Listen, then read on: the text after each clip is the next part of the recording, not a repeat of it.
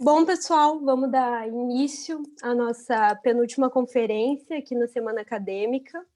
Eu queria começar, na verdade, fazendo alguns agradecimentos, muitos agradecimentos, né?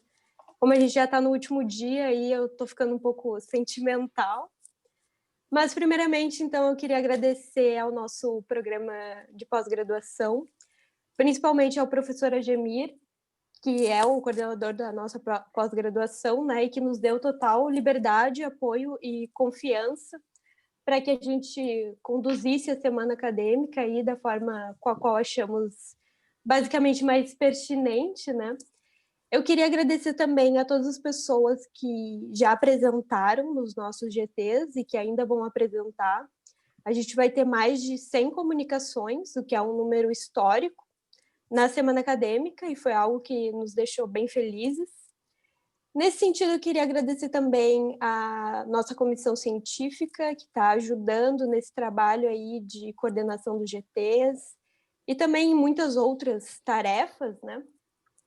É claro, também eu queria agradecer aos meus companheiros da Comissão de Representação Discente e da Comissão Organizadora da Semana Acadêmica, o Felipe, o Daniel e o Matheus, que estão aí conosco, né? E que basicamente estão comigo nessa linha de frente, fazendo tudo que é possível para que as coisas saiam da melhor forma, né? E é óbvio, eu queria agradecer ao professor Acácio por ter aceitado o nosso convite. A gente queria muito a presença do professor Acácio, então a gente ficou bem felizes que ele aceitou bater esse papo com a gente. Bom, todo mundo já deve saber, né, mas a conferência de hoje ela foi intitulada como Democracia Securitária, Política, Segurança e Lutas Anti-Segurança hoje. A gente vai ter 40 minutos de fala e 20 minutos para perguntas, comentários, debates, o que não tem sido muito seguido, né, por enquanto, por motivos positivos, na verdade, porque o pessoal está bem interessado, está com uma alta participação, mas a princípio seria esse o tempo, né? E meio que para cumprir o protocolo, antes da gente começar definitivamente, eu vou ler pelo menos uma parte do currículo do professor Acácio. Então, o professor é graduado, mestre e doutor em Ciências Sociais. Ele é professor no Departamento de Relações Internacionais da Escola Paulista de Política, Economia e Negócios.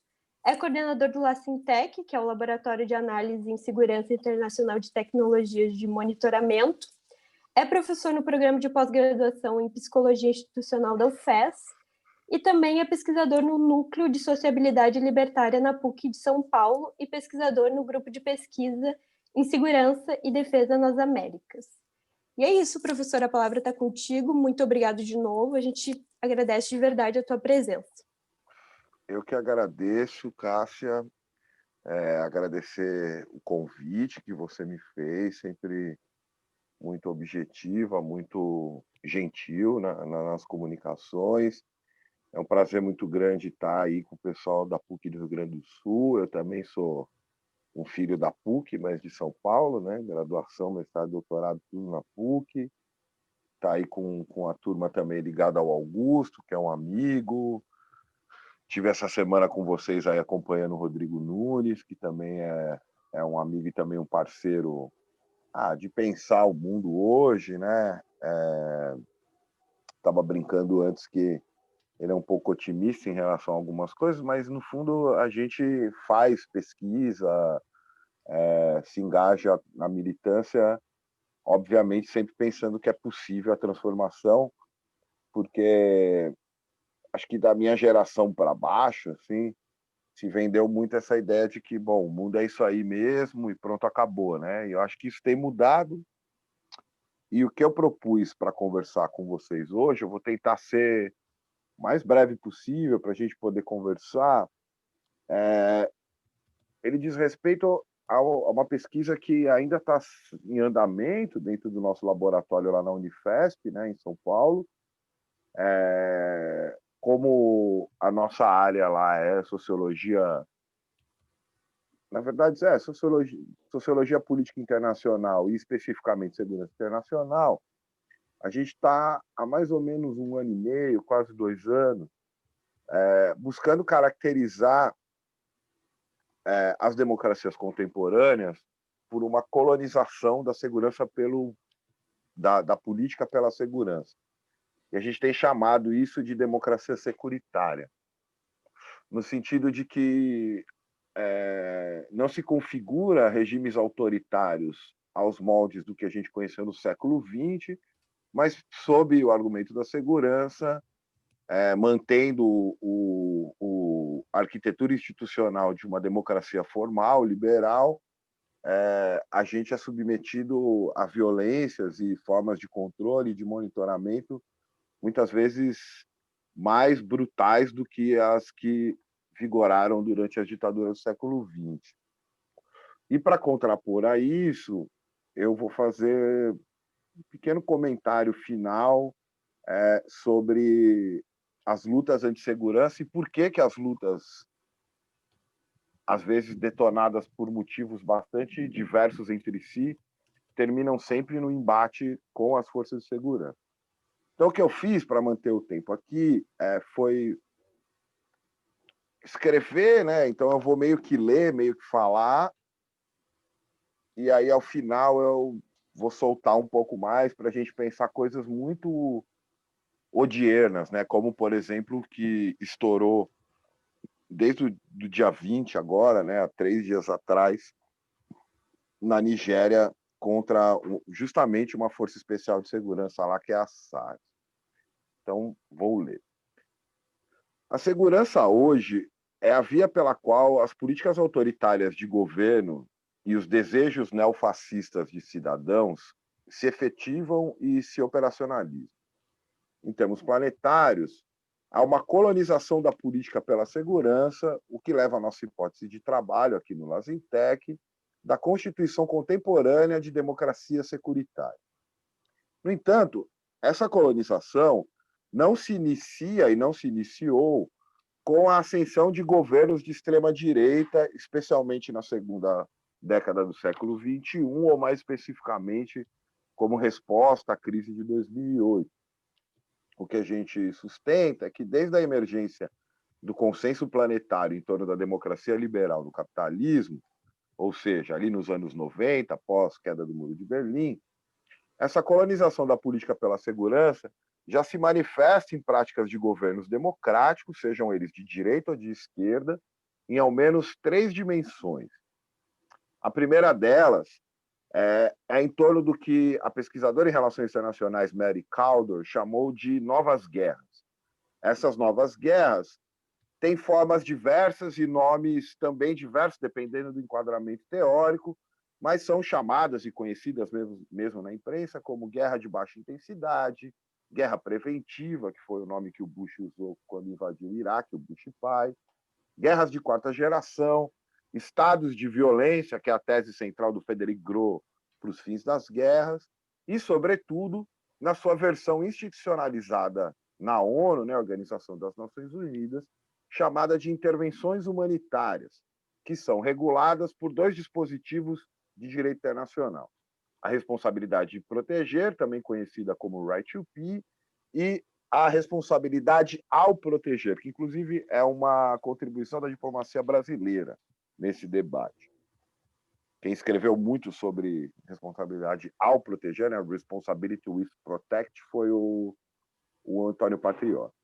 Então, essa seria a primeira dimensão dessas políticas de segurança. A segunda, a gente encontra nos programas de segurança pública como Tolerância Zero, que foi inventado por um prefeito republicano de Nova York nos anos 80, né, final dos anos 80, chamado Rudolph Giuliani, um sujeito muito próximo do Trump até hoje, e replicado, vejam, por partidos trabalhistas e sociais-democratas, tanto na Europa como na América Latina, como mostra o conhecido trabalho do sociólogo francês Louis Vacan, chamado As Prisões da Miséria. Junto a esses programas, as políticas de superencarceramento, que além de operarem como uma gestão punitiva da pobreza e dos pobres por meio de judicialização e emprego ostensivo de forças de segurança, transformam a segurança num negócio muito lucrativo em expansão, com impacto tão significativo nas economias nacionais quanto foram os gulags na antiga União Soviética. E eu estou usando essa imagem que é utilizada pelo pesquisador criminólogo, né, dinamarquês Niels Christ, que tem um belíssimo livro escrito nos anos 90, chamado A Indústria do Controle do Crime, a caminho dos gulags ao estilo ocidental, e por uma pesquisa mais recente da Ruth Gilmore, que é uma historiadora, mas também uma militante do movimento negro dos Estados Unidos, que tem um livro sobre as políticas de superencarceramento na Califórnia, chamado The Golden Gulag. Então, por isso a imagem, né? E porque as prisões, além da contenção punitiva da pobreza, enfim, né, como trato punitivo da pobreza, também tem uma importância na economia desses países, tal qual os gulags soviéticos. A terceira dimensão são as formas de militarização urbana voltadas para o combate ao terrorismo no hemisfério norte e para o combate, entre aspas, do crime organizado ou do tráfico de drogas no hemisfério sul, dando forma ao vigilantismo securitário da cidade neoliberal e ao que o geógrafo inglês Stephen Graham chamou de novo urbanismo militar. Esse novo urbanismo militar, os chamados países emergentes, eu estou usando como exemplo aqui principalmente a África do Sul e o Brasil, se intensificam com a realização de mega-eventos que operaram como forma de expansão da militarização urbana, com envolvimento direto e ostensivo das Forças Armadas em tarefas de vigilância, além de também funcionar como um ramo lucrativo da indústria do controle do crime e do que o Garland, um pesquisador inglês, chamou de cultura do controle. Essas três dimensões, todas elas seguindo um traço marcante da racionalidade neoliberal, algo que o Foucault, no Nascimento da Biopolítica, chamou de enforcement of law, atravessam governos à esquerda e à direita, seja no plano nacional ou internacional. Essas políticas se colocam, começam a se formar desde os anos 70 e, pasmem, em associação com políticas de direitos humanos e as políticas de desenvolvimento humano alinhadas aos programas da ONU, como o PNUD. No entanto, o Brasil viveu, nos anos de governo do PT, que alguns chamam de lulismo, uma expansão sem precedentes das políticas de segurança.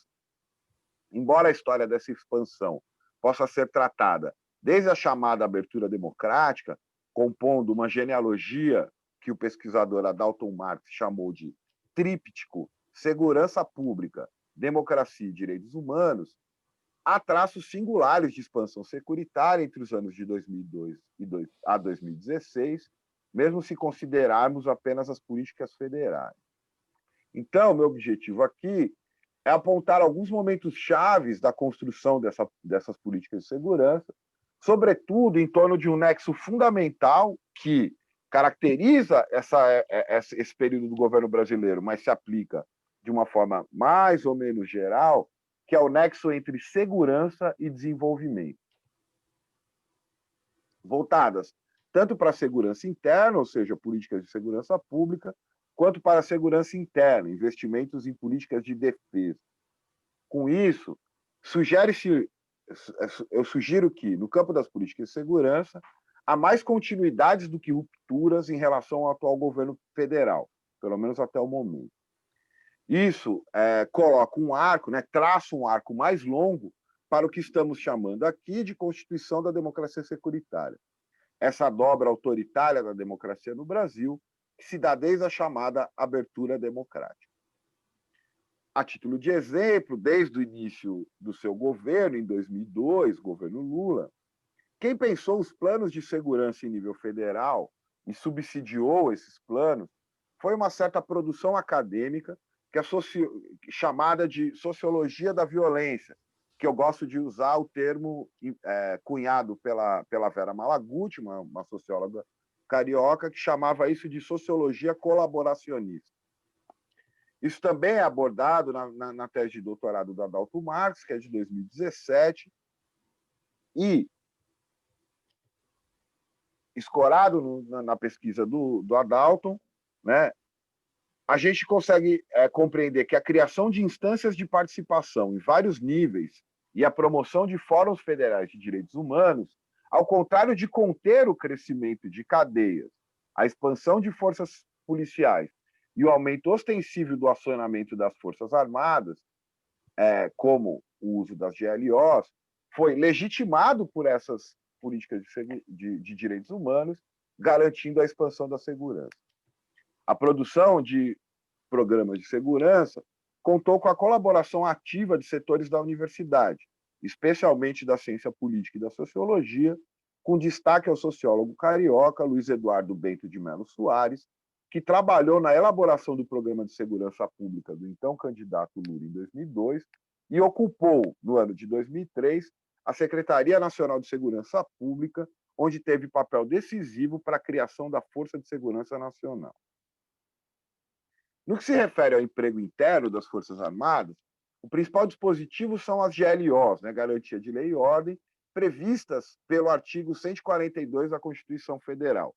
E aí, uma ironia da história, o então parlamentar constituinte, líder da bancada do PT em 88, na aprovação da Constituição, votou contra justamente por conta de artigos como 142 e 144, que, além de não resolver as questões com os militares que haviam praticado tortura, enfim, criou o dispositivo que garantia a intervenção dele.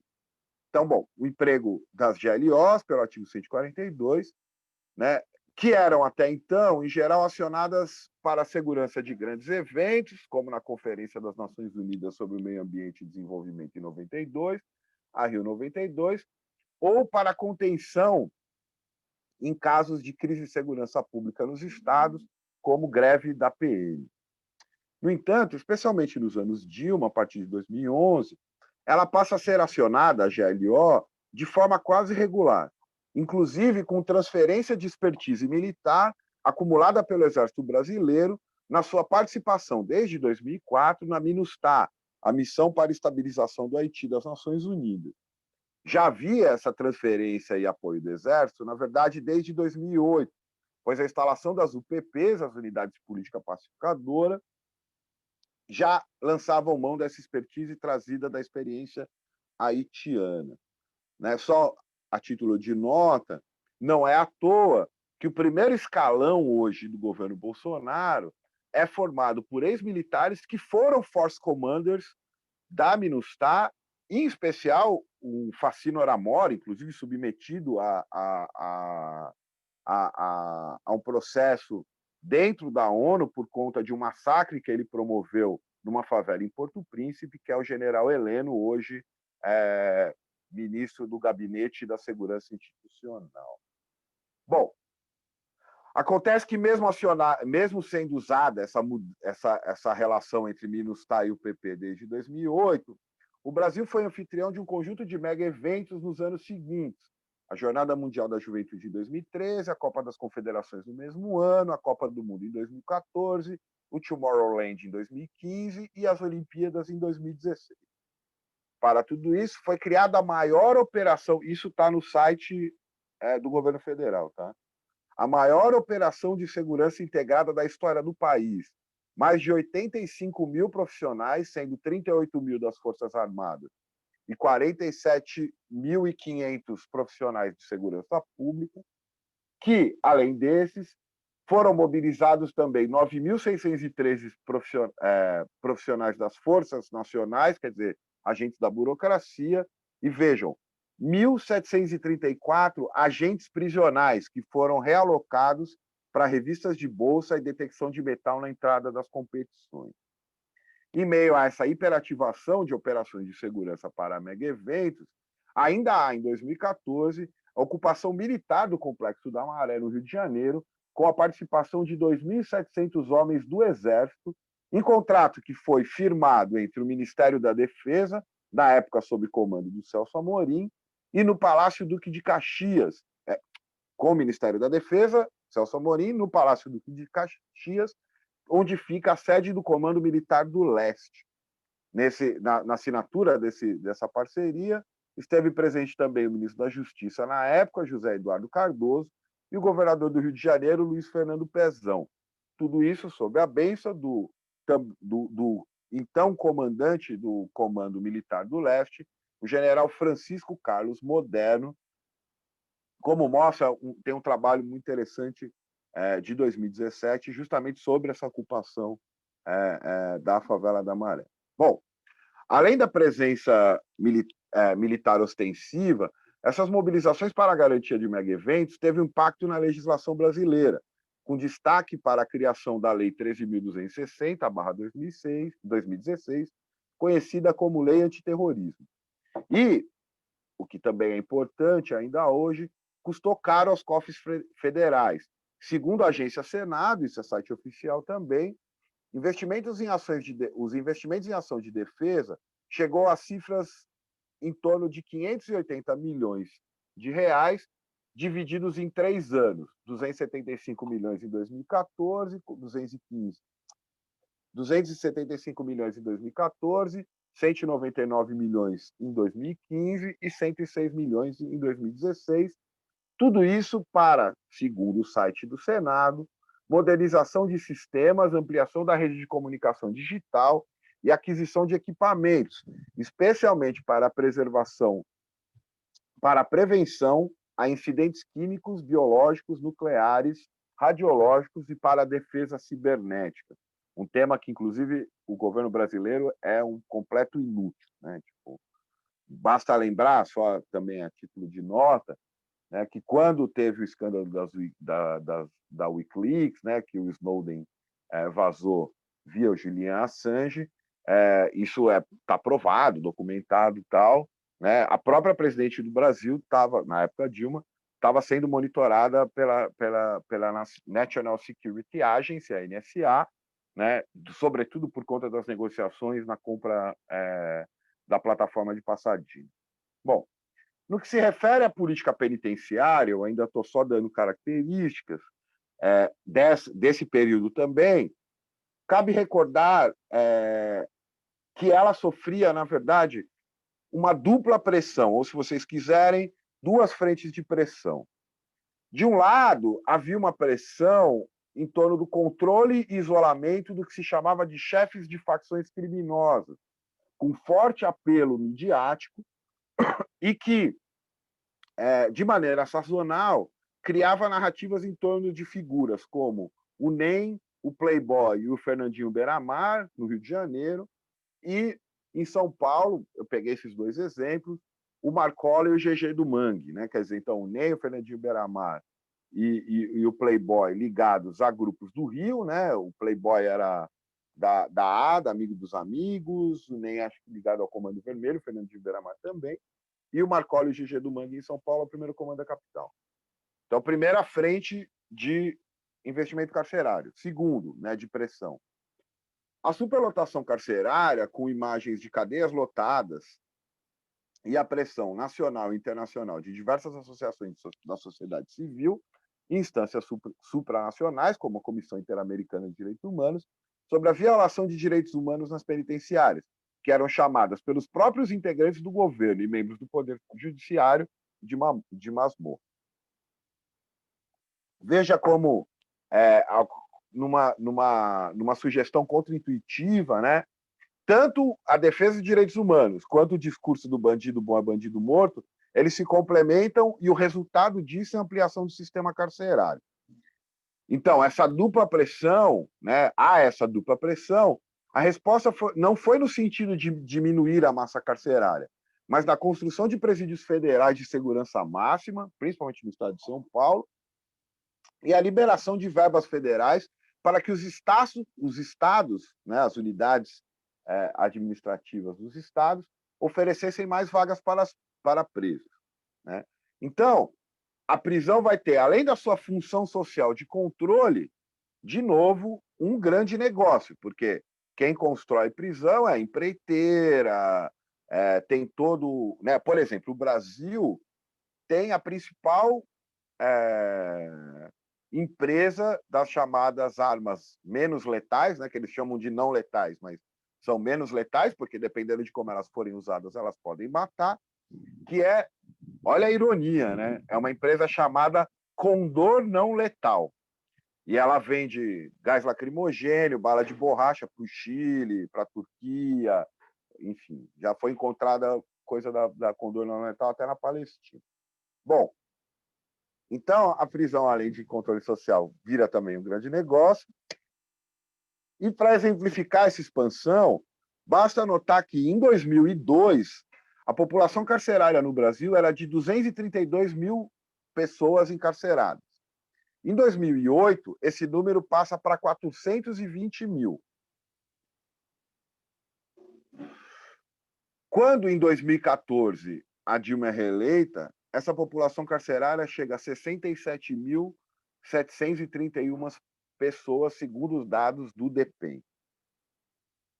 Bom, hoje esse número está em mais de 800 mil pessoas, impulsionada pela desastrosa Lei de Drogas, a 11.343/2006, criada ainda no primeiro mandato do Lula, sob o pretexto de despenalizar os usuários, mas criando de fato, por conta da ação policial, uma ampliação das prisões por tráfico.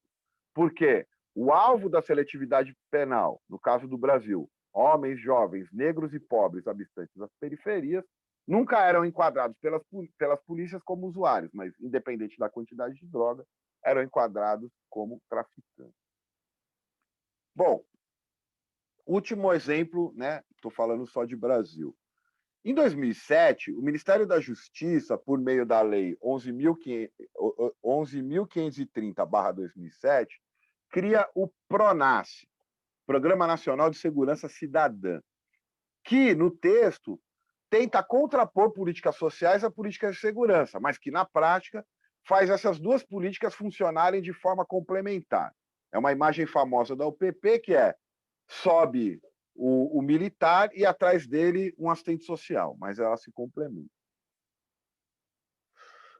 Tendo, sobretudo, em comum entre elas o seu público-alvo, que é toda uma retórica sobre a população vulneráveis, as pessoas vulneráveis, mas se vocês não quiserem dourar a pílula, pode chamar de pobre mesmo. Então, tanto as políticas sociais quanto as políticas de segurança têm esse alvo. E elas vão ser alinhadas a programas planetários de segurança cidadã e de promoção de uma coisa que a ONU chama de cultura da paz. Bom, o PRONASSE foi então criado, né, instituído pelo ministro da Justiça, à época o Tarso Genro, que o chamou, isso é o principal argumento do nexo entre segurança e desenvolvimento, de PAC da segurança. Isso, palavras do Tarso Genro. Recorrendo novamente à pesquisa de doutorado do Adalto Marques, esse plano, segundo o Adalto, define o vértice do punitivismo desenvolvimentista, fecha aspas. E ele faz uma análise específica do PRONASSE, destacando 3 eixos desse programa que ampliam tanto as políticas de segurança, sob uma retórica de direitos humanos e voltadas para o desenvolvimento. O primeiro eixo do PRONASSE é centrado em políticas de prevenção, destacando-se a promoção dos direitos humanos pela intensificação de uma cultura de paz, a criação e o fortalecimento de redes sociais comunitárias, o fortalecimento dos conselhos tutelares, né, dos programas de segurança e de convivência pacífica e garantia de acesso à justiça, especialmente nos territórios classificados por um certo saber sociológico de vulnerável. Segundo o eixo do PRONASSE, as políticas centradas em questões prisionais, desde a modernização das instituições de segurança pública e do sistema prisional, há programas de participação de jovens e de adolescentes egressos do sistema prisional ou do sistema socioeducativo e de famílias expostas à violência urbana e mulheres em situação de violência. Terceiro ponto do PRONASSE, centrado nas políticas de inclusão, tendo como exemplo a participação de jovens e adolescentes em situação, na chamada situação de vulnerabilidade social, e de moradores de rua em programas educativos e profissionalizantes, com vistas à ressocialização e à reintegração. A promoção, dentro desse eixo também, de estudos, pesquisas e indicadores sobre a violência que considera as dimensões de gênero, étnicas, raciais, geracionais e de orientação sexual, e o investimento na ressocialização dos indivíduos que cumprem penas privativas de liberdade e são egressos do sistema prisional. Bom, com esses elementos, mega eventos e todo aparato securitário, expansão do sistema carcerário e políticas de superencarceramento, e programas de segurança que tentam associar segurança a programas sociais, a gente tem, tomando o Brasil como exemplo, e assim, como a gente pesquisa a partir do Brasil, é isso que a gente pega, mas isso poderia ser constituído facilmente em qualquer outro país do mundo. Temos o nexo entre segurança e desenvolvimento, que marca, do ponto de vista institucional, uma extrema judicialização e securitização da política, e que, do ponto de vista subjetivo, a gente no Nasintec chama isso de constituição do cidadão polícia, ou de uma cidadania policial, onde o exercício da cidadania está intimamente ligado à ativação de poderes judiciários, participação em programas de denúncia e enxergando os agentes de segurança como principais atores da solução de conflitos, né? Em todas essas dimensões dos 3 eixos que eu acabei de descrever aqui. Bom, tendo isso tomado, não é nenhum tipo de privilégio do governo que eu destaquei aqui, a gente sabe muito bem que, em 2018, ocorreram as eleições majoritárias no país, no mês de outubro, e o candidato vencedor foi esse sujeito chamado Jair Bolsonaro, que é ex-capitão do Exército, e até então era apenas um obscuro parlamentar do estado do Rio de Janeiro, que acaba, por uma série de fatores, sendo eleito com 58 milhões de votos. A sua campanha, pode-se dizer, começou desde o processo de impeachment, né, da então presidente Dilma, no qual o seu voto foi feito em homenagem ao notório torturador do período da ditadura civil-militar.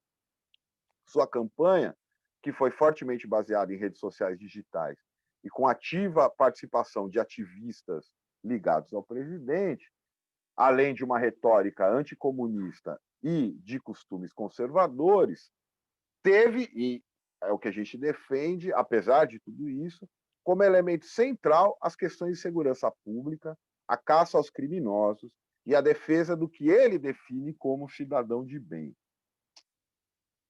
Em sua campanha, ele prometeu criminalizar movimentos sociais, acusando-os de terrorismo e prometendo tratamento análogo aos utilizados durante a ditadura civil-militar. Aqui eu faço uma referência àquele pronunciamento que ele faz, acho que no dia, ou um dia antes do segundo turno mesmo, onde ele usa uma expressão abominável, que é ponta da praia.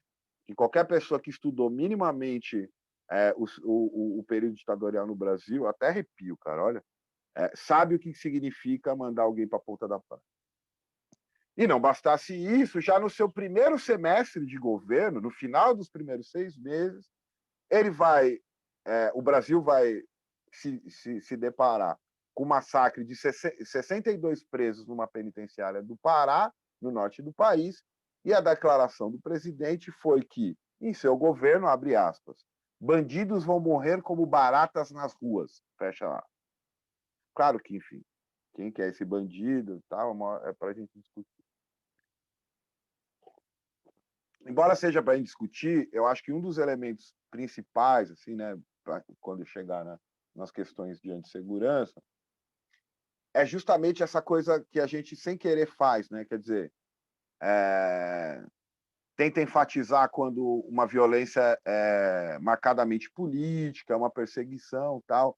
Só que a gente tem que cada vez mais dizer assim, olha, essas violações não podem ser feitas nem com o pior bandido do mundo. O cara pode ser o maior facínora, você não tem, enfim. Eu estou falando nada revolucionário, tá? Embora eu seja um anarquista, eu vou falar uma coisa absolutamente conservadora.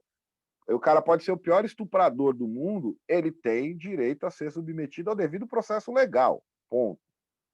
Bom, então, a despeito das contestações de militantes e políticos da oposição ao processo de crescimento e ocupação do governo pela extrema-direita no Brasil, 3 fatores em torno do que eu mostrei aqui sucintamente para vocês são relevantes para a gente pensar a democracia securitária sendo constituída antes desse momento.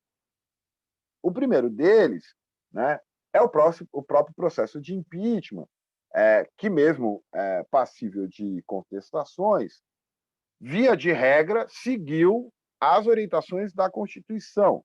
Da mesma maneira que a intervenção militar no Rio de Janeiro, aí já em 2018, sob o governo Temer, que, vejam, foi comandada por um general da ativa na época, chamado Braga Neto, né, que hoje é ministro da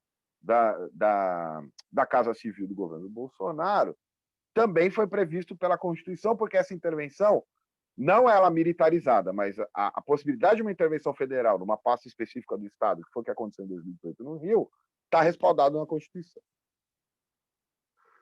O segundo elemento que eu acho decisivo e que não pode ser esquecido é que, em meio a essa Constituição Federal militarizada, garantida pela Constituição, uma vereadora de um partido da oposição, a Marielle Franco, né, foi executada no centro da cidade, e até hoje existe uma série de questões não solucionadas no caso dela, mas já se sabe que ela foi executada por agentes de segurança, ou seja, por policiais. E aqui, fazer outra nota rápida, por favor, vocês estão fazendo pesquisa e tal, parem de usar os termos paraestatal, paramilitar. Milícia é força de segurança do Estado, ainda que ele haja fora do seu... Não dá para você pensar, não existe assim, como se fosse uma corrida de 100 metros, a polícia correndo numa raia e eles estão correndo na mesma raia. E digo mais, como alguém que é de São Paulo, o crime organizado também. Não existe tráfico, não existe crime organizado, o que se chama de crime organizado. É que eu não gosto do termo crime organizado também, porque usar isso para qualificar um crime é absurdo, né? Porque você se organiza até para fazer um churrasco, né? O que seria o crime não organizado? Eu estou no ponto, viro para o cara assim, vamos fazer um assalto ali? Né? Todo mundo se organiza, mas mesmo o crime organizado, ele não existe sem acordo com as forças da ordem.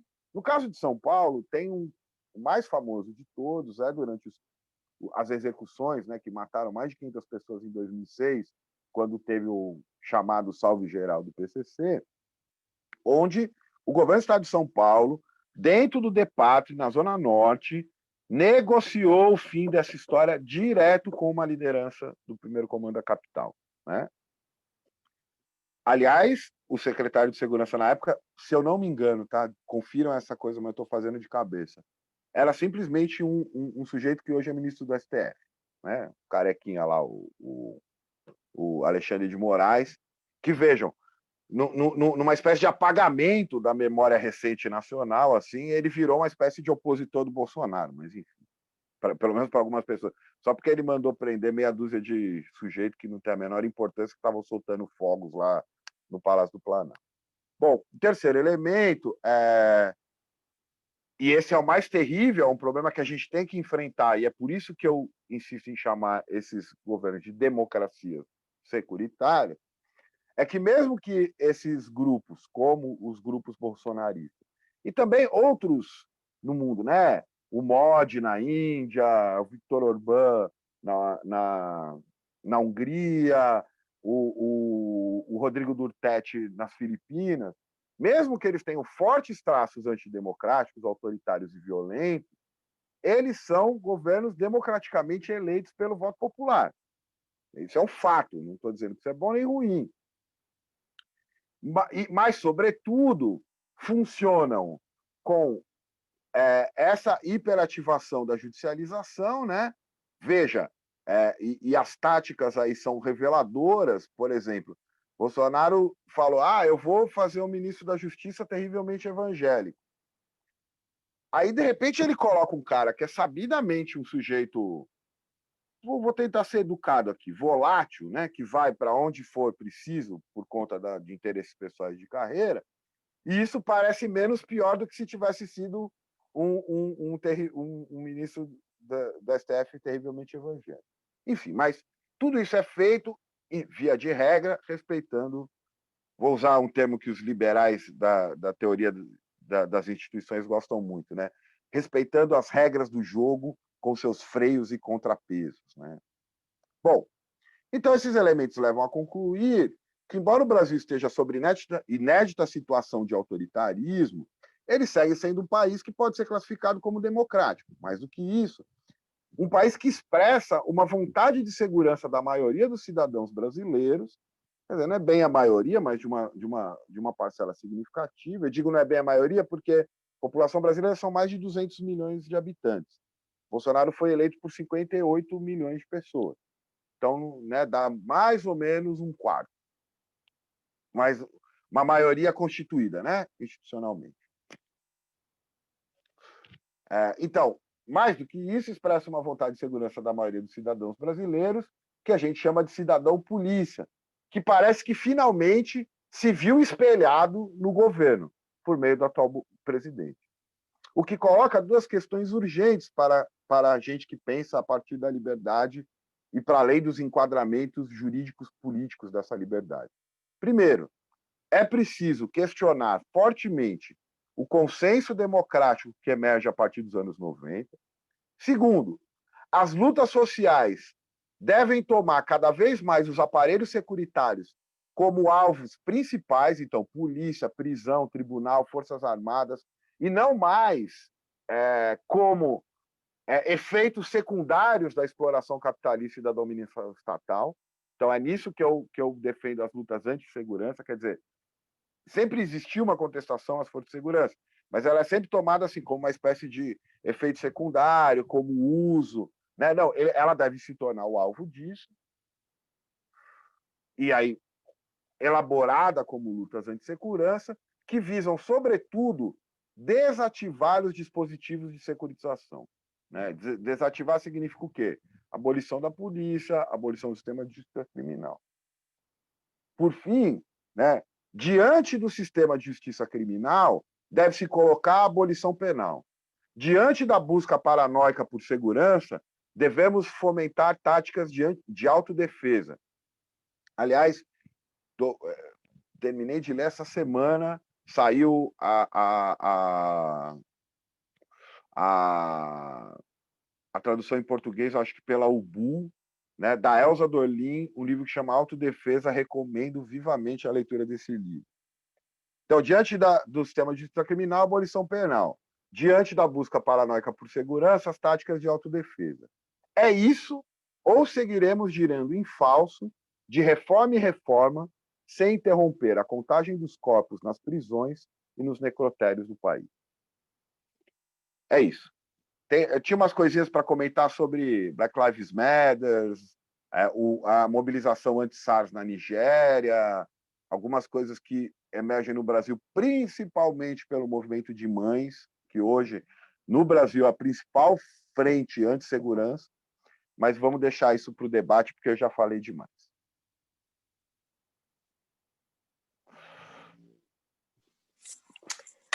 Então, eu quero agradecer novamente o professor Acácio, né? Apesar do meu trabalho ser uma área bem diferente da do professor, eu sempre fiquei extremamente instigada pelas temáticas que o senhor trabalha. Até por isso tomei a iniciativa de te chamar para bater esse papo junto com a gente. Mas como o tempo é curto, eu também não vou ficar rasgando muita seda aqui, né? Vamos para as perguntas. A primeira seria, então, a Ana. Aí tem que desmutar a Ana, gente. Oi? Acho que eu estou desmutada. Tá, eu estou te ouvindo, Ana.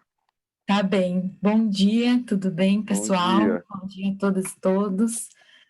Queria agradecer, primeiramente, a Cássia, que fez o convite para que nós assistíssemos, por saber conhecer, nós somos amigas, e por saber e conhecer o meu interesse, né, no teu trabalho, enfim, fez o convite para assistir a fala. E eu acompanho teu trabalho através do Twitter e Legal. dos boletins. Gosto muito mesmo do teu trabalho. Li um texto teu recentemente, que saiu no... fugiu agora o nome da rede, na Lavitz. Na Lavitz, sobre a pandemia, né? E sobre o dispositivo monitoramento, né, e tal. E a minha pergunta é muito simples, na verdade. Eu queria, de repente, te ouvir falar um pouco sobre qual a importância das novas tecnologias, enfim, nesse contexto que tu desenhou aí para a gente. Se puder falar um pouco sobre isso, te agradeço. Obrigada. Okay. Cássia, como que a gente vai fazer? Eu respondo uma por uma ou você vai dar os blocos aí? Eu que te pergunto, como é que tu quer fazer? Por mim, tanto faz. Bom, fazer... então... Tem gente inscrita aí? Tem. Tá. Tá, vamos fazer bloco de 3, então, vai. É que essa da Ana é um pouco longa, mas tudo bem. Faz bloco de 3 e 3 eu vou respondendo. Beleza, tá. O próximo é o João, acho que ele quer falar no microfone também. Acho melhor. Opa, eu tô no celular, eu não consigo ler o chat. Não sei, eu nunca tinha usado o Zoom no celular. Ainda bem que meu 4G tá firmão aqui. Primeiramente, agradecer ao Acácio pela exposição, muito legal, Acácio, brigadão mesmo. Parabenizar a comissão organizadora por ter convidado o Acácio, figura da Cássia, né? Colocou esse convite ao Acácio, muito legal, principalmente porque, apesar de eu estar na filosofia, eu venho das relações internacionais, e é sempre legal ver alguém aqui que vem das RIs também e faz essa interlocução. Então, mas enfim, tentando ser o mais breve e sucinto, na verdade são duas perguntas, Acácio, em 2 níveis diferentes, a gente pode colocar assim. A primeira delas, eu achei muito legal um ponto que tu colocou, que é essa questão da gente voltar um pouco e ver que essa questão da securitização, militarização é uma outra coisa, mas no Brasil ela é um fenômeno um pouco mais antigo e que já no governo Lula e Dilma se teve uma série de preocupações em relação à defesa nacional, a GLO Otto falou, a elaboração dos documentos de defesa nacional, que é a AND, a PND, o livro branco, e inclusive tinha discussão sobre aumentar a fatia do PIB destinada à defesa nacional, que rondava entre 1,4% e 1,5% a 2%, que era inclusive uma proposta do Celso Amorim enquanto ministro da Defesa. Então, eu acho interessante articular essa questão para a gente ver que existia securitização. E eu lembro eu participei de um congresso no Rio de Janeiro, um congresso acadêmico de defesa nacional, acho que tu conhece esses congressos, que a proposta... Da ABED, né? Isso, exatamente, da Associação Brasileira de Estudos de Defesa. E teve uma palestra da Major Selma, que era uma major, e ela falando sobre a securitização e a questão que o que era securitizado no Brasil era o combate às drogas, o que é óbvio, né? E ela fez todo um panorama internacional de mostrar o que, por exemplo, os Estados Unidos é a guerra ao terrorismo, na União Europeia a questão da imigração, o que era securitizado em cada lugar para trazer o contexto brasileiro, trazer a questão da guerra às drogas. Então, a primeira questão que eu te coloco é a seguinte: como que funciona essa articulação entre Brasil e sistema internacional em termos de securitização? Porque se a gente for pegar ali a escola de Copenhague, por exemplo, desde a década de 80 se trabalha com esse tema de securitização, aumentando cada vez mais o que é securitizado ou não, que é um risco, exatamente, algumas questões que tu coloca, né? Um risco à democracia, acaba se tendo uma inversão de valores, que seria a relação disso com os direitos humanos, etc. Mas, enfim, essa articulação entre o Brasil e o sistema internacional quanto à securitização enquanto uma prática recorrente. E a segunda pergunta que eu tenho é a seguinte, novamente, trazendo a escola de Copenhague, que tem aquela abordagem construtivista bem interessante, pelo menos na minha percepção, é a questão de que toda securitização ela demanda uma legitimação. Então, tem que ter a audiência, que seria, no caso, a população brasileira, tem que haver uma legitimidade entre o agente securitizador, ou seja, o Estado, aqui no caso, e a sua audiência, que seria a sua população. Quais são os instrumentos discursivos que permitem essa legitimização e essa aceitação por parte da audiência em relação à securitização, no caso brasileiro, que seria o caso da guerra às drogas? Então, seria isso, Cássio. Obrigadão, obrigado, Cássia, obrigado, pessoal, aí por abrir o espaço. Muito boa a pergunta. Nossa, essa aqui dá uma aula, João, mas enfim.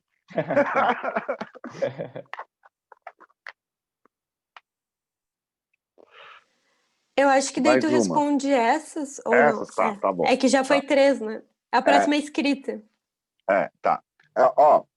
Bom, eu queria agradecer as perguntas. Cara, a da Ana é muito boa. Obrigado, Ana, porque nessas que a gente escolhe para não tomar muito tempo, eu acabei deixando de fora essa questão do dispositivo de monitoramento. E do que eu tenho lido sobre essa questão das novas tecnologias, eu gostei muito, embora a gente lá no Lancintec chegue a conclusões diferentes, eu gostei muito do livro do Mozorov, né? Que é Big Tech, a ascensão dos dados e a morte da política. Acho que também deve ter saído pela UBU. Por quê? O Mozorov, lá pelas tantas, diz uma coisa muito interessante. Ele fala assim, até onde eu saiba, ninguém morre por falta de dados, mas por falta de comida. E ele argumenta uma coisa que a gente já... Recentemente, como eu sou lá do No Sol também, no Responsabilidade Libertária, a gente fez, de 2012 até 2016, mais ou menos, 17, um projeto temático grande chamado Ecopolítica, que foi coordenado pelo professor Edson Passetti, que é da Ciência Política de lá, da PUC, onde a gente rediscutia a pertinência do conceito de biopolítica hoje, né? A biopolítica, né, que é o deixar viver, que é o fazer viver e deixar morrer, né, segundo a fórmula do Michel Foucault, segundo o que a gente acompanhou durante esse projeto temático da FAPESP, ela se metamorfoseou, né, no que a gente chama de ecopolítica. Então, se a biopolítica estava voltada, sobretudo, à classificação da população, né, o Foucault vai fazer toda uma argumentação como que, via economia política e estatística, se cria numa relação de saber-poder essa figura que passa a ser o objeto de cuidado biopolítico, que é a população, que é uma figura histórica que emerge ali, né, no final do século XVIII, a partir das discussões dos fisiocratas, enfim, depois de toda a economia política, ela teria se expandido hoje a ecopolítica, que tem e não tem a ver com ecologia, porque é eco no sentido de que, se a população era objeto da biopolítica, na ecopolítica, o planeta, né, é objeto dessa governamentalidade, para usar um termo Foucaultiano. De maneira que, se a biopolítica é o fazer viver, deixar morrer, a ecopolítica seria a segurança do vivo no planeta, né? E o vivo aí entendido como todo ente vivente aqui, planta, animal, humano, tal. Então, quando a gente fala de dispositivo monitoramento, e aí a gente está operando com a noção de Foucaultiana de dispositivo, que ele desenvolve justamente no volume 1 da História da Sexualidade, a gente busca uma operação muito parecida com essa ideia do Mozorov, que é assim, as tecnologias computo-informacionais são importantes, mas elas não são centrais. Mozorov vai falar que isso é fruto do solucionismo da ideologia do Vale do Silício, ou seja, você pega a questão, por exemplo, o Social Dilemma, né, aquele documentário da Netflix. Qual que é o problema daquele documentário? Se você atribui todos os problemas às redes sociais digitais, a solução só vai ter que emergir dessas mesmas pessoas. Aliás, eu achei esse documentário super interessante, porque parece aqueles caras que trabalharam nos campos de concentração nazista e se arrependeram depois. Vocês já viram documentários como Shoah, tal? A gente não sabia o que estava fazendo, a gente estava só cumprindo ordens. Tem vários CEOs da Google, do Facebook, que ficam falando ali um pouco nessa linha. E quando a gente fala de dispositivo monitoramento, então, usando a noção de dispositivo do Foucault, né, que é o conjunto estratégico de preceitos filosóficos, práticas discursivas, o dito e o não dito, enfim, é uma definição bem ampla, retomada pelo Deleuze, retomada pelo George Agamben. A gente está querendo dizer que o monitoramento antes de uma tecnologia computo-informacional, ele é uma tecnologia política, que encontra uma forte realização nos dispositivos, na tecnologia computo-informacional, mas que, sobretudo, dentro dessa chave Foucaultiana, significa uma passagem do que poderíamos chamar de um paradigma da vigilância que tem a sua realização tecnológica na forma arquitetônica do panóptico de Bentham, para um paradigma de monitoramento. Isso significa o quê? Significa que, além de todo o efeito computo informacional, o monitoramento é uma conduta e que atravessa as práticas políticas, à direita e à esquerda, por quê?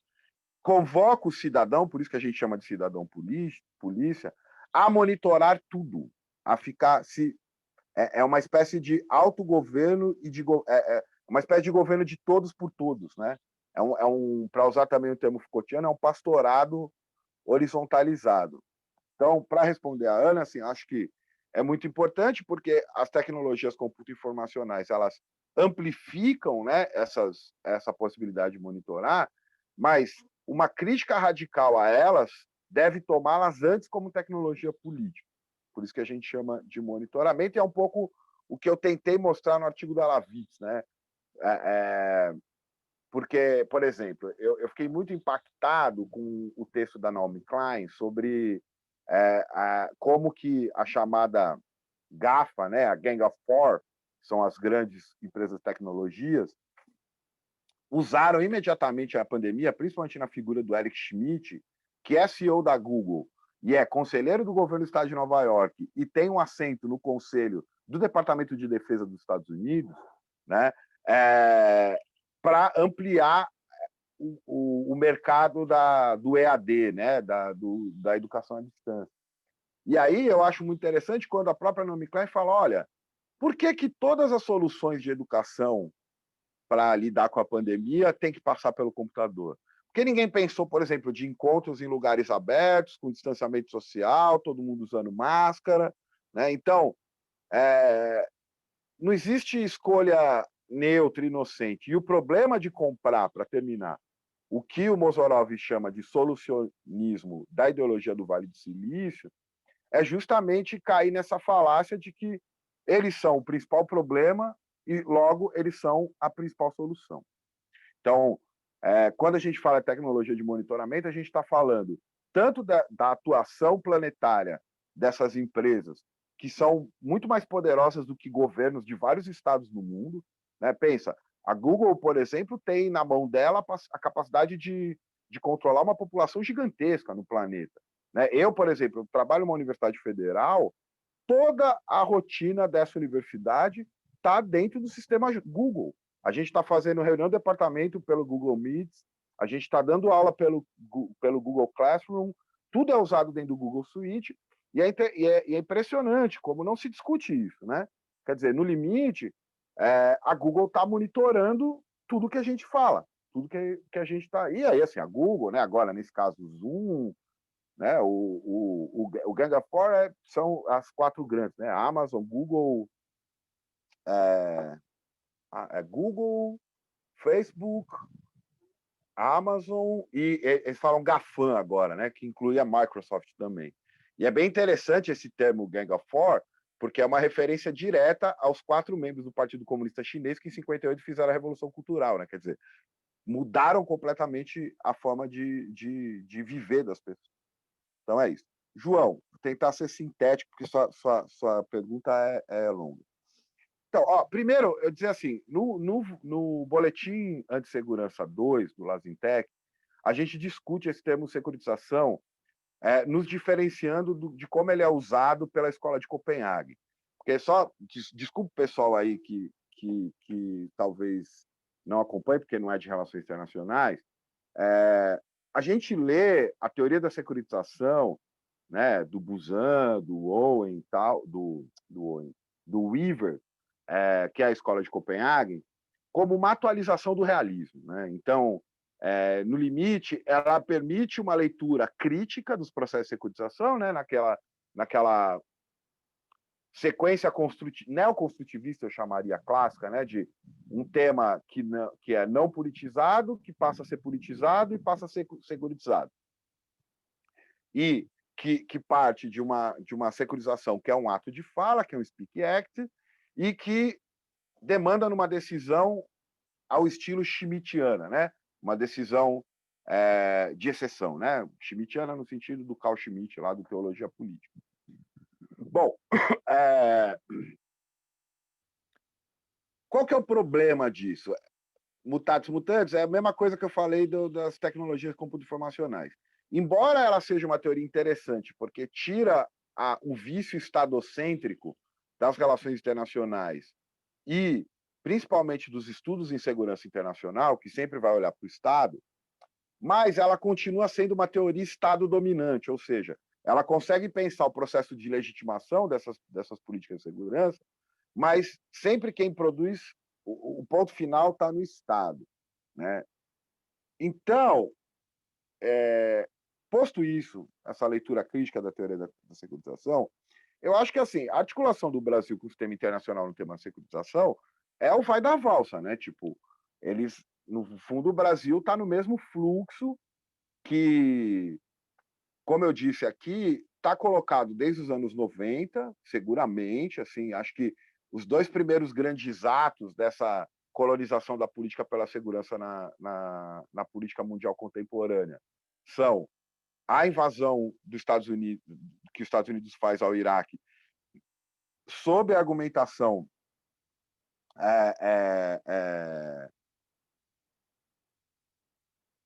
de uma espécie de garantia de um direito internacional. É interessante isso. Há toda uma discussão sobre como, a partir dali, a guerra se torna um ato criminoso diante do direito internacional. Isso é bem complicado. Por exemplo, tem um ensaio famoso, famoso não, né, que a gente usa muito, do livro Extinção, do filósofo Paulo Arantes, professor aposentado da Universidade de São Paulo. O primeiro ensaio desse livro Extinção chama Notícias de uma Guerra Cosmopolita. Que eu adoro esse ensaio, a começar pelo título dele, porque há uma referência implícita ao Notícias de uma Guerra Particular, que é um famoso documentário sobre o narcotráfico no Rio de Janeiro, e há essa aporia, né, de uma guerra cosmopolita, porque o projeto cosmopolita, como vocês são da filosofia sabem mais do que eu, é o projeto kantiano de paz perpétua, né? E que se traduz como uma guerra perpétua, mas veja, no discurso que declara a guerra ao Iraque como reação à invasão que o Iraque fez ao Kuwait, o Bush pai vai usar o termo guerra justa. E aí o que o Paulo Arantes argumenta, que eu acho muito interessante, ele usa o Grotóis e tal, que a gente volta para um contexto de guerra imperial medieval. Porque, entendeu? Tipo, você não tem mais o reconhecimento que as unidades estatais podem legitimamente entrar em guerra entre elas, segundo a definição clássica de guerra como um conflito armado público e justo entre duas unidades soberanas, né? Que seria o próprio do que seria o direito internacional depois do século XVII, né? A partir de Maquiavel, para ser bem específico, a partir de 1648, com o Tratado de Westfália. Bom, então, o primeiro ato é esse. O segundo é o conflito no Kosovo, né, que vai redundar no primeiro processo do Tribunal Penal Internacional, que guarda suas procedências com o Tribunal de Nuremberg e que vai levar à condenação do Slobodan Milosevic. E aí é outra coisa muito interessante do ponto de vista da guerra, do sistema internacional, direito internacional, porque a guerra passa a ser uma responsabilização de um indivíduo.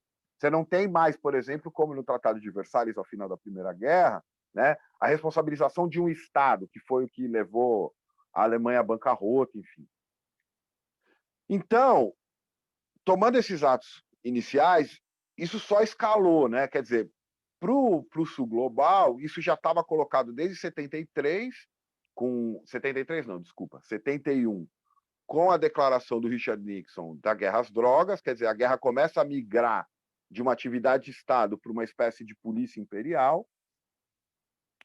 Os testes disso começam a ocorrer, e aí é bem interessante, por isso que a ditadura chilena, em 73, ela é uma espécie de transição entre as ditaduras militares desenvolvimentistas, que são inauguradas em 64 com o golpe no Brasil, e o que seriam os governos autoritários de mercado que emergem ali, justamente, quer dizer, em 73, com uma ditadura propriamente dita, né, porque segundo a argumentação do Milton Friedman, segundo a argumentação do Hayek, era preciso um choque, né, para se reconstituir a ordem de mercado no Chile do Salvador Allende, que tinha sido eleito pelo voto popular, mas que marcaram, por exemplo, a abertura política a partir dos anos 80. Né? Eu costumo brincar que os mesmos agentes que articularam o golpe no Brasil, né, articularam também a abertura. Porque, por exemplo, a abertura na América Latina não pode ser pensada fora da política de direitos humanos do governo Jimmy Carter nos Estados Unidos.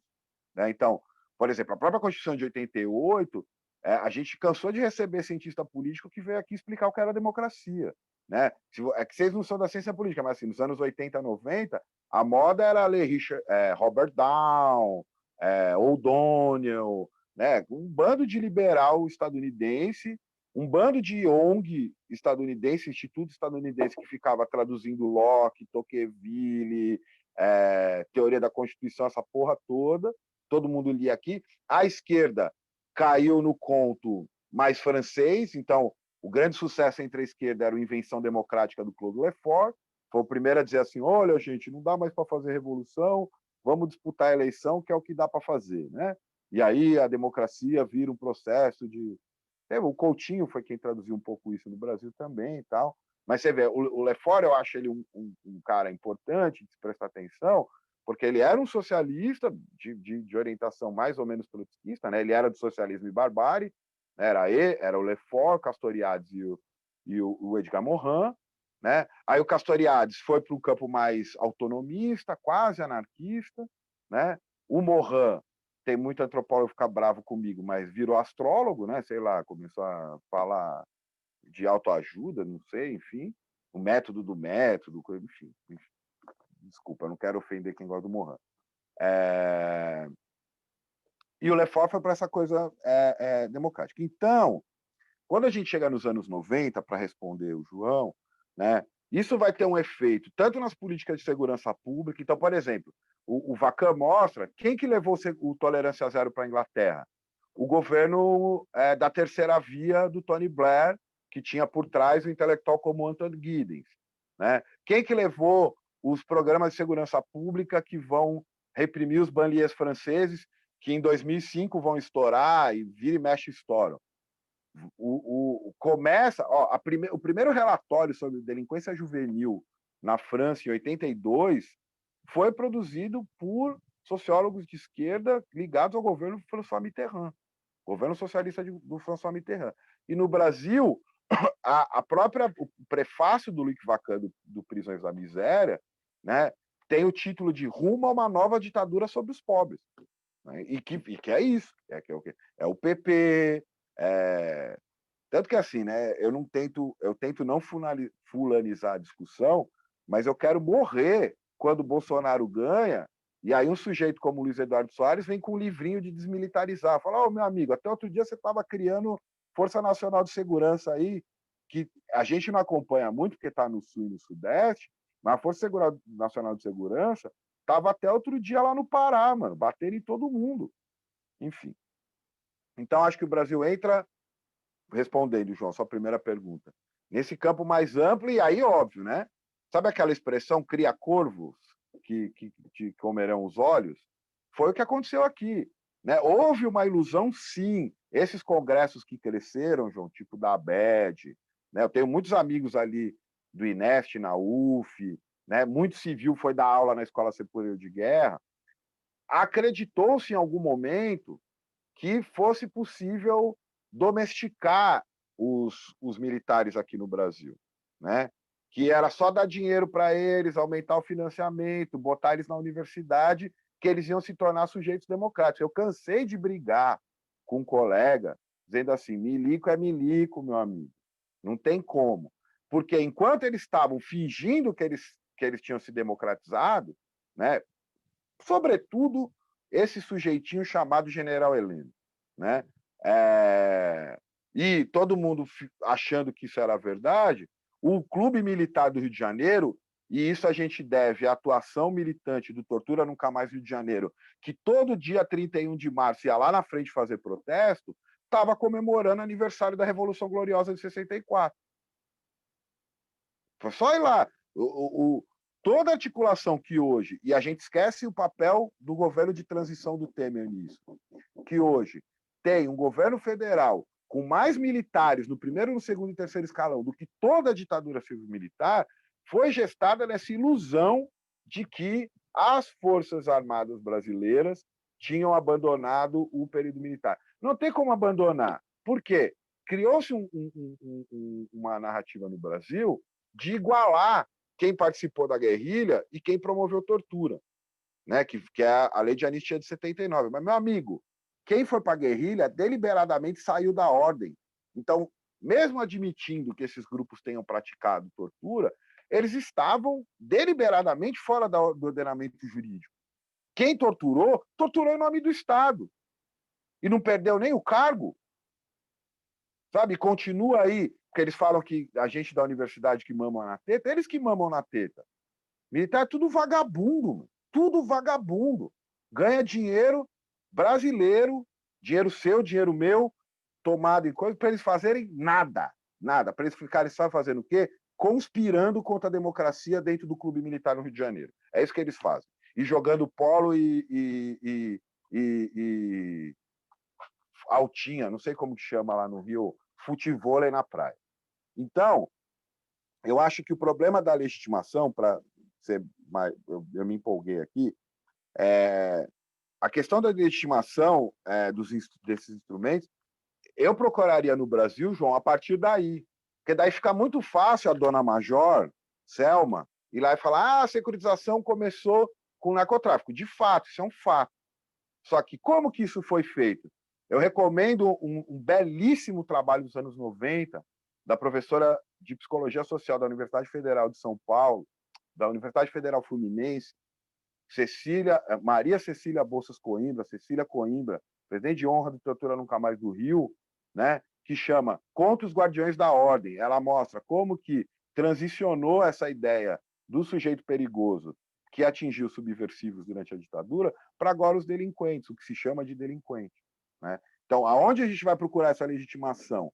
Nessa ferida que não foi fechada por conta de todas as violências cometidas pelo regime civil-militar no Brasil. Né? E por que eu chamo de civil-militar? Financiado pelas empresas aqui, financiado pela Fiesp, né? E que o governo Lula caiu na ilusão que eles tinham ficado amiguinhos, que eles tinham ficado inofensivos, que eles assim, seria traumático? Seria. Daria problema? Daria. Mas, infelizmente, houve um momento que seria possível bancar isso pela própria popularidade do governo na época. Só que não quis se mexer nesse vespeiro. Não mexeu? Eles estão aí, são ministro da Casa Civil. Cara, eles são ministro da Saúde. Ministro da Saúde é milico.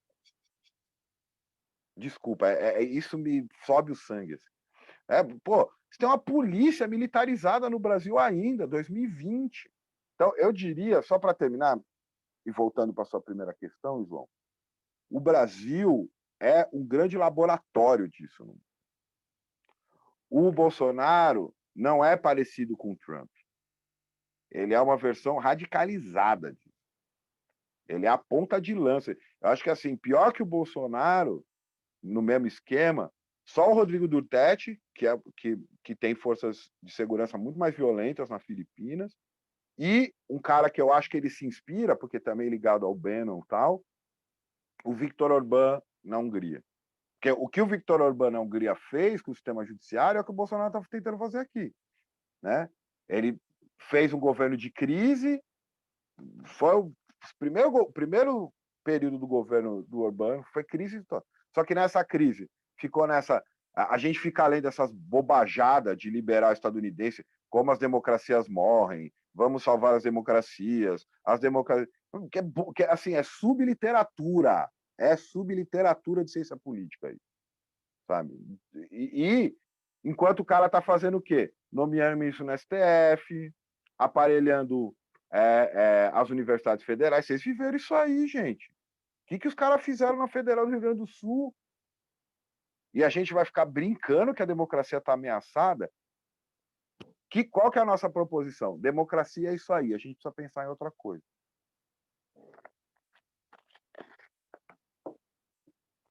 Desculpa a empolgação, é que eu odeio polícia, eu odeio militar.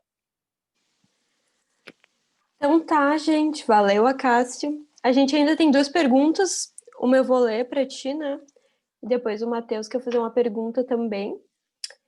Então, a primeira aqui é da Renata, que disse o seguinte: primeiramente, obrigado pela excelente palestra, vou fazer minha pergunta pelo chat mesmo. Acácio, como que tu explicaria que as maiores vítimas desse sistema que infringe constantemente os direitos humanos das minorias são justamente algumas das pessoas que mais incentivam esse tipo de projeto estatal? Qual a falha política que induz as pessoas que são constantemente alvos desse tipo de ação estatal a apoiá-la? E o Matheus, pode fazer a pergunta aí, Matheus?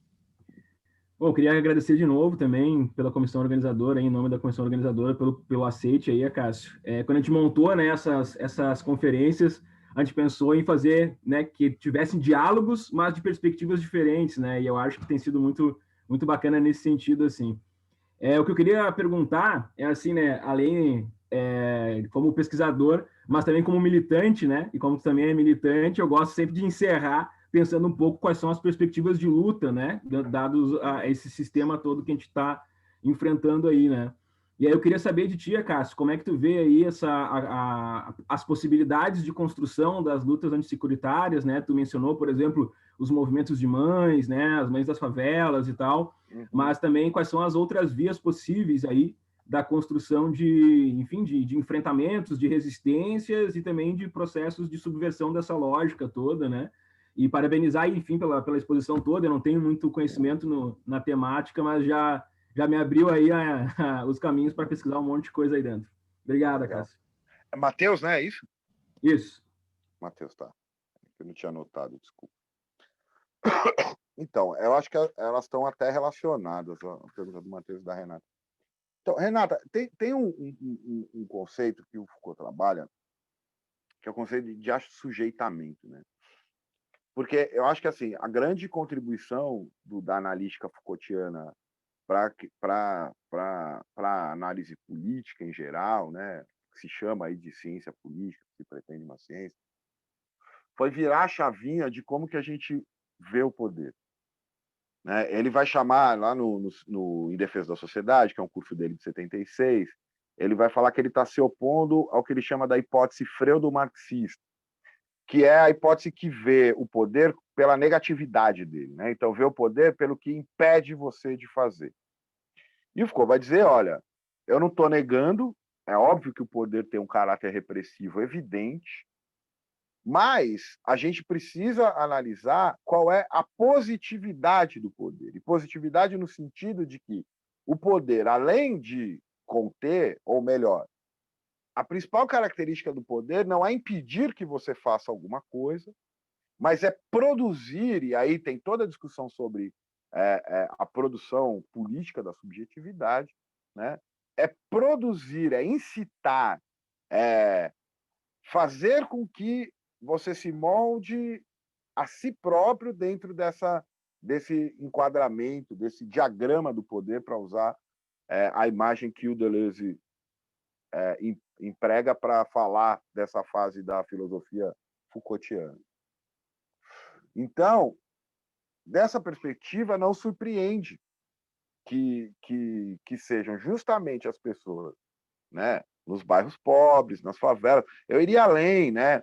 Hoje a gente vive uma ilusão, inclusive de vários movimentos minoritários que acham que você vai conter violência contra a mulher com lei punitiva, tipo Maria da Penha, que você vai conter racismo com criminalização desse tipo de conduta. E isso funciona muito bem, por quê? Primeiro, que, por exemplo, no caso dessas questões de minoria, você moraliza a discussão. Você retira o caráter sistêmico, por exemplo, da misoginia, do machismo e do racismo, né? E transforma isso num problema moral individual, que é o que o sistema penal faz com tudo. Né? Então, não existe o racismo como prática social e política. Existe um sujeito que é racista. né? Então, tanto que, assim, eu não me engano nem um pouco quando, por exemplo, a Globo News monta um painel só de jornalistas brancos para discutir os protestos contra a morte do George Floyd. Ele é pressionado nas redes sociais e vem no dia seguinte com uma equipe de jornalistas negros. Sinceramente, isso é transformar o racismo num problema moral, porque o fato deles terem trocado ali em nada mudou, né, a operacionalização sistemática de morte, né? Aí vou lembrar de novo Foucault, né? Lá na biopolítica, o Foucault vai dizer o quê? Como que o poder se ocupa da vida? Como que um poder que se ocupa da vida mata? Pelo racismo de Estado.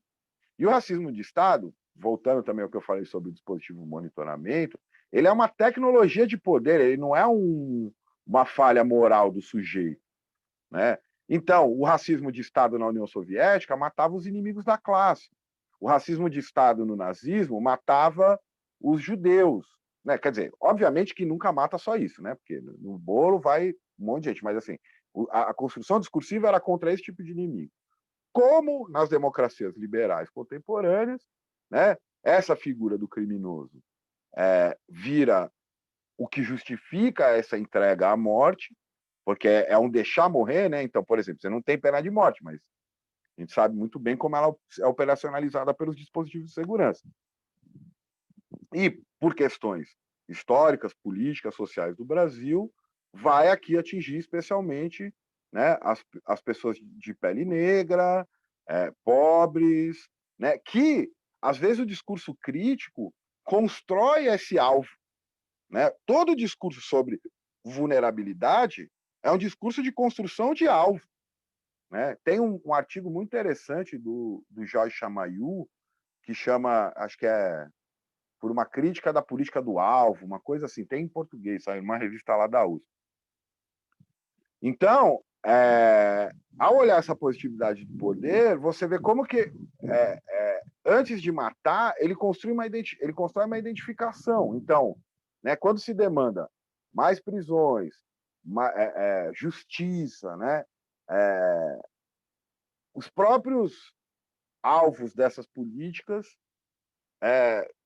desejam que essas políticas se ampliem. Isso é o que o Foucault chamou de assujeitamento, num textinho dele do começo dos anos 80, chamado O Sujeito e o Poder, que é bem interessante. Então, as perspectivas de luta, Matheus, está justamente em fomentar esse rompimento subjetivo, e quando eu estou falando subjetivo, eu não estou falando individual, não confunda, né? Com essa relação com o poder. Então, a perspectiva que eu adoto é a perspectiva do abolicionismo penal. Então, como o Luke Hussmann dizia, o abolicionismo penal é simultaneamente um movimento social e um movimento acadêmico. Então, e também, falando de uma chave Foucaultiana, não há uma distinção, uma separação entre teoria e prática. Né? Então, uma frente tem um pouco a ver com o que eu estou fazendo aqui com vocês, que é objetivamente, né, produzir pesquisa que vão colocar em xeque o próprio léxico que operacionaliza esse poder. Né? Então, por exemplo, né, no caso dos abolicionistas, mostrar que a própria noção de crime não existe. Né? O Hussmann vai dizer, não existe uma ontologia do crime. O crime é um contingente histórico, social, político.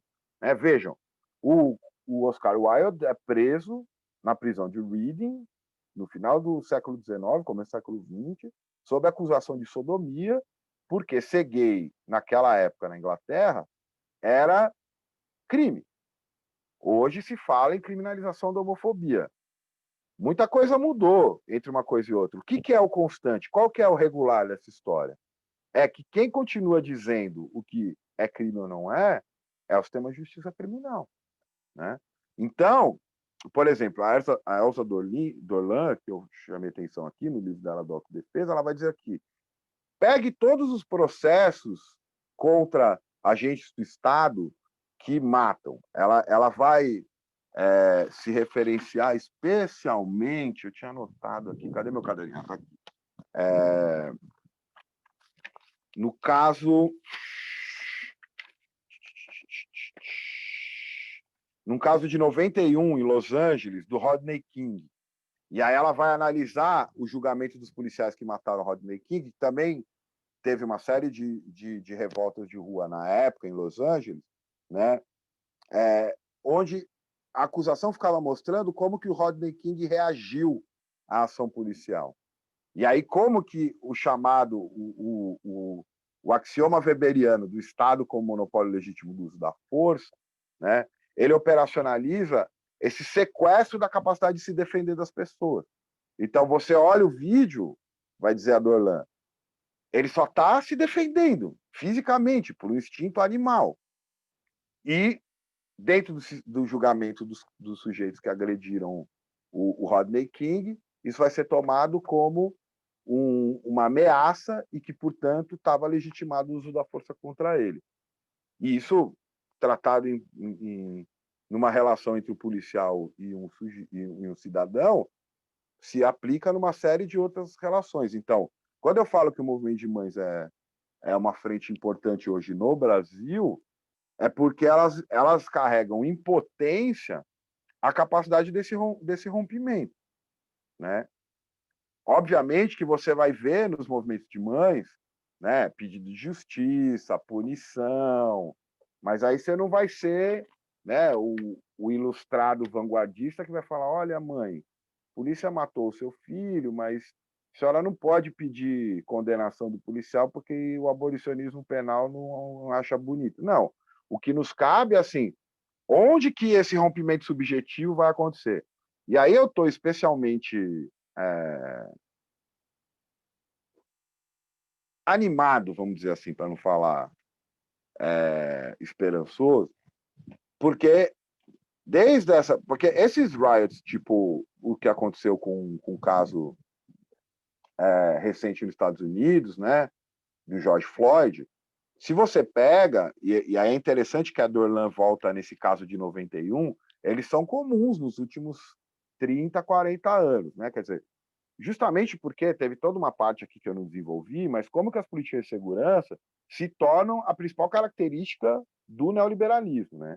Então, toda a falácia de que o neoliberalismo é menos Estado é uma bobagem. Ele é uma reconfiguração da arquitetura burocrática estatal que vai ter como principal investimento os mecanismos de segurança. Então, a militarização e a judicialização, né? Isso tem um artigo do Luc Vacan chamado, acho que era 3 elementos para uma antropologia do neoliberalismo realmente existente, onde ele vai falar que ele vai usar a imagem para descrever essa burocracia estatal como o Estado centauro, né? Que é humano para os de cima e bestial para os de baixo, tal qual a figura mitológica de um centauro. Então,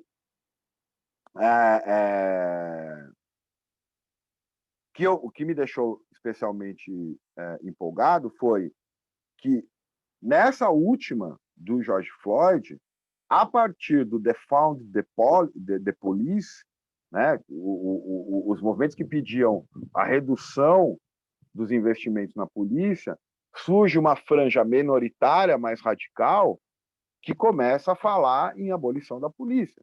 Procurem aí na internet H2 Abolition, que é um movimento que está rolando lá nos Estados Unidos, né? Quer dizer, mas se tornou possível imaginar a abolição da polícia, né? Na Nigéria, o que está acontecendo lá, veja, foi em torno da SARS, que é uma espécie de rota, de BOP, lá, pelo que eu entendi, na Nigéria.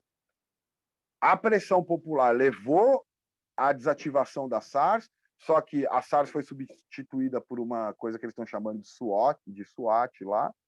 Então, a minha aposta política hoje, Matheus, é assim, as pessoas passarem a entender que não adianta dar curso de direitos humanos para policial, não adianta ter policialzinho progressista falando que é antifascista. É o jeito que o negócio funciona. Tem que abolir. Ah, é responsável, não dá? Não sei. As pessoas que vão produzir. Não cabe ao pesquisador dizer como que as pessoas vão solucionar esses problemas. A gente já não, felizmente a gente saiu desse papel do intelectual, que é quem vai dizer para os movimentos que eles vão fazer. Nos cabe oferecer um diagnóstico contundente, né? a decisão não é de quem está estudando, não é de quem está pesquisando. A decisão tem que ser política. E se ela é política, ela é no meio das pessoas. Então, a associação que hoje a gente, lá no Lasintec, a gente é um laboratório de pesquisa, a gente é um projeto de extensão também, né? Então, o que a gente faz? A gente oferece possibilidades, ainda por conta da pandemia, não está funcionando direito, mas o nosso projeto lá é oferecer, né, assistência jurídica, formação, enfim, uma série de coisas, mas quem vai dar esse passo aí, né, no campo delas, é o movimento de mães. Né? Em São Paulo a gente tem a Ampará, tem as Mães de Maio, né? No Rio tem as Mães do Acari, né? E aí é muito interessante, porque no caso do Brasil, o cruzamento é perfeito, assim, né? Porque é justamente quem está sofrendo na ponta desses dispositivos de segurança, então, são mães de pessoas que foram executadas pela polícia, se encontram dentro do sistema de justiça criminal, né? E são, na sua grande maioria, né, mulheres negras, que também são a ponta disso, né? A quem recai todo o trabalho de cuidado. Não sei quem aqui está assistindo que já fez pesquisa em prisão, tal. Você vai numa fila de cadeia, é só mulher. É só mulher, é a mãe, é a esposa, é a irmã, tal. Ao passo que também você vai numa cadeia feminina, as filas são menores, né? E os homens geralmente são desobrigados a esse trabalho de cuidado, enfim, tem toda uma discussão sobre isso. Então, eu diria, para terminar, Matheus, que do ponto de vista sociológico, então, eu estou tomando isso como uma constatação, que pode ser questionada, obviamente. A ponta da contestação está aí, entre essas mulheres negras e tal. E do ponto de vista de engajamento militante, digamos assim, ele passa pela produção dessas análises dentro da universidade e por uma aposta de que vai haver esse rompimento, que faz com que, só para reiterar uma coisa que eu falei aqui na minha exposição, a gente tem que parar de tratar os dispositivos de segurança como efeitos secundários do poder. E mostrar, né, por exemplo, Foucault, lá no Segurança Setorial da População, ele vai falar, ó, o que forma a burocracia é um triângulo que tem na sua vértice esquerda a disciplina, na direita a biopolítica, em cima a governamentalidade, na ponta de cima, operado pelos dispositivos de segurança. Interno, dispositivo policial, externo, dispositivo diplomático-militar. Isso mudou, né? A gente fez lá a pesquisa sobre ecopolítica para mostrar como esses dispositivos se reconfiguraram, mas o que ele continua sendo é por meio deles que se opera, inclusive combinando segurança e seguridade. Veja a reação do governo brasileiro à pandemia. De um lado, é pau no gato, polícia na rua. Pô, um pessoal do Rio conseguiu passar a DPF 365, eu acho. Ficou conhecida como a DPF das favelas, proibindo operação policial nas favelas do Rio. Saiu ontem, ou antes de ontem, uma matéria na Ponte Jornalismo mostrando que as forças policiais estão desrespeitando essa decisão do STF e estão, inclusive, fazendo operações policiais para favorecer áreas que ainda não são dominadas pela milícia. Então, é central. Então, quando você pensa, a popularidade do Bolsonaro cresceu por causa do auxílio emergencial. Muito provavelmente, uma parte se explica aí. Mas a outra se explica, primeiro, como que ele articulou um discurso pragmático, brutalista em relação ao vírus, que no longo do tempo, entre aspas, se confirmou, porque realmente para a grande maioria da população era imperativo se expor para continuar botando comida na mesa, que foi uma frase que ele mesmo empregou, mas complementarmente ele soltou auxílio emergencial numa discussão aí com o Congresso e tal, então ele acionou um certo mecanismo de seguridade para garantir isso, para conter a revolta, e o que escapou disso ele meteu o pau. É polícia, como foram os atos antifascistas, vocês estiveram aí em Porto Alegre também, né? Aqui em São Paulo ele foi domesticado pela Povo Sem Medo, enfim, porque era para enfrentar os os fascistas na Paulista, na semana seguinte levaram para o Largo da Batata e virou outra coisa. Ufa, me empolguei aqui, gente. Desculpa, como vocês aguentam? Eu falo demais, pelo amor de Deus. Palestrinha do caralho. Então é isso, gente. Nosso tempo acabou muito, mas Desculpa, Cássia. eu queria agradecer novamente, professora Cássia. Também queria agradecer por tu ter concordado, passar um pouco do tempo para conversar com a gente. Dizer que espero que tu esteja mais vezes aí no nosso programa. A tua fala foi demais. Tô sem palavras, assim, para mim esse é o tipo de fala que tem que ter em todos os ambientes acadêmicos no momento. Mas enfim, gente, um abraço para todo mundo, boa sorte para todo mundo nos GTs aí, que vão ser apresentados ainda. E é isso, fiquem bem, fiquem com saúde, tamo aí. Obrigado, excelente. Muito obrigado. Muito obrigado, Acácio. Bom dia para próxima todos. pessoa. Obrigado. Quer? Uma cerveja depois. A próxima Pô, pessoa. cara, eu tô com uma puta. Eu tô com uma puta saudade de Porto Alegre. Eu tava falando aqui antes que desde 2015 que eu não ia para aí. Eu adoro o Guaíba, eu adoro ai, caramba, o Centro Cultural daquele artista plástico gaúcho sensacional que tem do lado do Iberê Guaíba, Camargo. pô. Isso, acho o Centro Iberê Camargo um lugar lindo, lindo, e gosto muito das coisas do Iberê. Vamos ver, uma hora a gente vai aparecer aí, ou vocês venham para São Paulo também. Certo. Tá bom? Tá bom. Valeu, obrigado. Então é isso, bom dia para todo mundo aí, beijo.